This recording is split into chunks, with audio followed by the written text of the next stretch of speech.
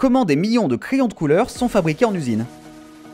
Vous êtes-vous déjà demandé comment ces bâtons colorés de créativité avec lesquels vous avez grandi prenaient vie? Nous connaissons tous les crayons de couleur depuis notre enfance, que ce soit dans les salles de classe, les ateliers d'art ou les dessins faits à la maison. Mais avez-vous réfléchi à la manière dont ils sont produits? Savez-vous également combien de crayons de couleur sont produits chaque année? Continuez à regarder pour connaître la réponse.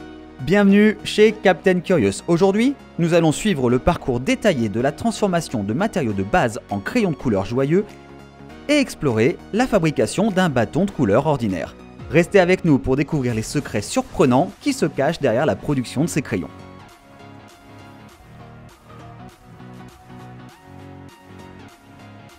Histoire des crayons de couleur. Les crayons de couleur ont été fabriqués pour la première fois aux États-Unis au début du XXe siècle. La concurrence dans le domaine des fournitures artistiques et des produits scolaires était rude jusqu'en 1903, date à laquelle les crayons de couleur se sont imposés sur le marché. Plus de 100 ans plus tard, les crayons de couleur sont toujours d'actualité.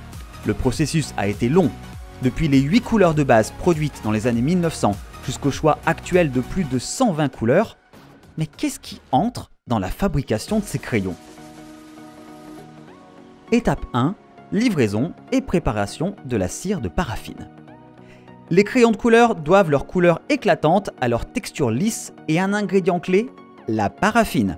Il s'agit d'une cire blanche semi-molle, principalement dérivée du traitement de pétrole brut.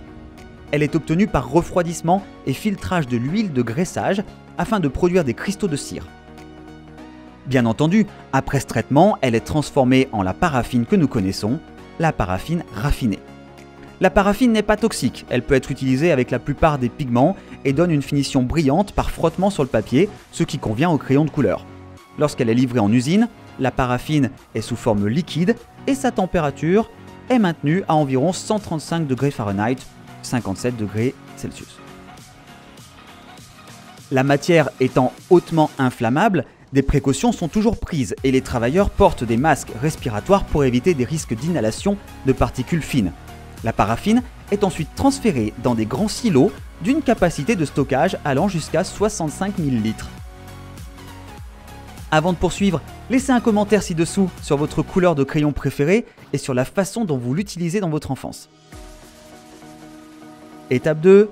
Mélanger et homogénéiser. La paraffine liquide est ensuite transférée dans de grandes marmites de mélange pour que l'argile soit mélangée en mélange afin de donner au crayon une meilleure structure et une plus grande résistance. Afin de faciliter le processus de moulage, des produits chimiques synthétiques sont ajoutés pour minimiser le collage sur les moules. De plus, de l'acide stéarique est incorporé afin d'offrir des propriétés de frottement et d'obtenir un dépôt de couleur brillant et uniforme.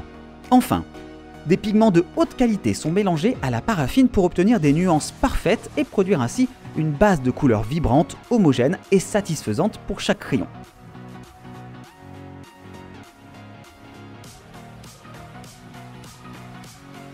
Étape 3. Processus de moulage.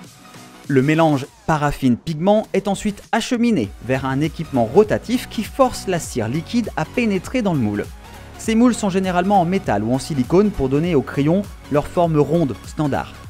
Les moules sont immergés dans de l'eau froide pour faire durcir la cire en 1 minute et demie. Cela permet de refroidir les crayons de la bonne manière afin d'améliorer leur résistance structurelle. Au sommet des moules, il y a un excédent qui est raclé et réutilisé, ce qui permet de minimiser les déchets. Si vous êtes intéressé par le processus de fabrication d'objets du quotidien, abonnez-vous à la chaîne et activez les notifications pour recevoir d'autres vidéos similaires.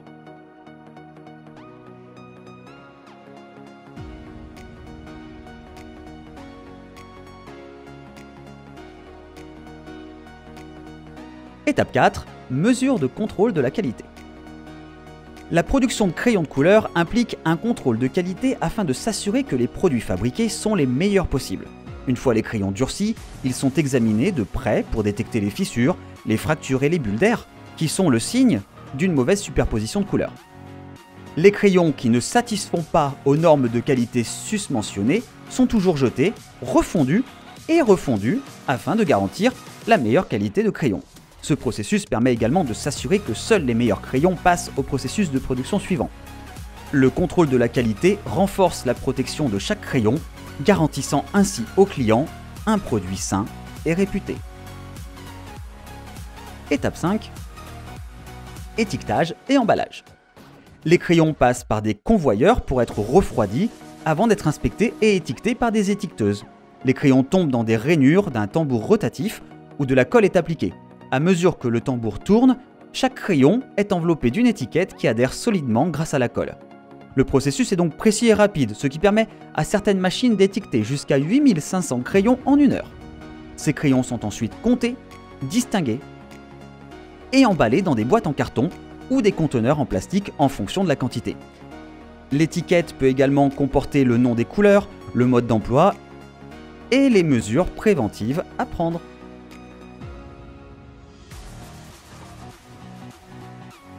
Étape 6. Distribution et logistique. Une fois les crayons emballés et mis sous film rétractable, ils sont prêts à être distribués. Les crayons sont mis dans des boîtes très bien rangées. Ces boîtes sont ensuite placées sur des palettes et transportées vers différentes zones telles que les supermarchés, les écoles et d'autres magasins de détail. Il est nécessaire de planifier la livraison de ces produits dans différentes régions du monde avec une extrême précision. Une distribution efficace garantit non seulement la stabilité de la chaîne d'approvisionnement, mais aussi que les clients et les institutions reçoivent les crayons vibrants en temps voulu. L'ensemble de la procédure témoigne d'un degré de précision tel que les crayons parviennent aux utilisateurs sous une forme capable de stimuler la créativité là où ils sont le plus demandés.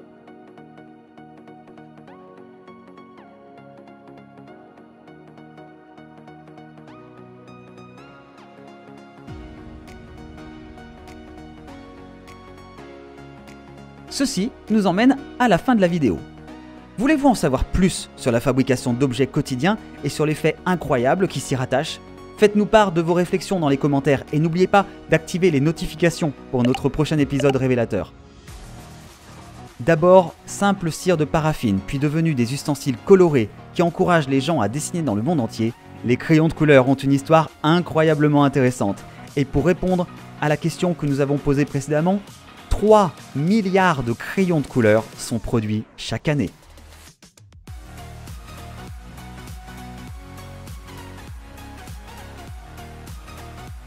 Si vous souhaitez savoir comment sont fabriqués d'autres articles ménagers, nous avons les informations qu'il vous faut. Maintenant, préparez-vous à de nouveaux épisodes et n'oubliez pas de laisser vos commentaires ci-dessous. Rendez-vous dans la prochaine vidéo. Jusqu'à la prochaine fois, restez curieux.